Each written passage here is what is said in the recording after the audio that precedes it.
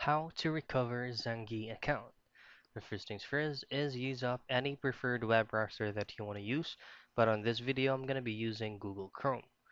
Now on your browser, just simply type in Zangi contact, and you should choose on the zangi.com/contact for you to be able to be redirected to Zangi's contact optioned official site.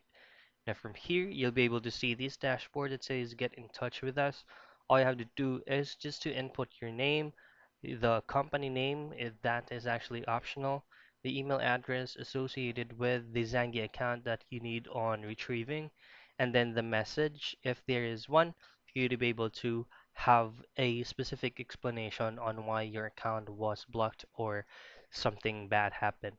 And here all you have to do next is just to click or tap on send after you finish a small captcha.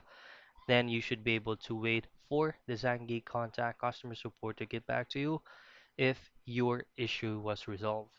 So that's it. Those are the things that you can do to recover your Zangi account.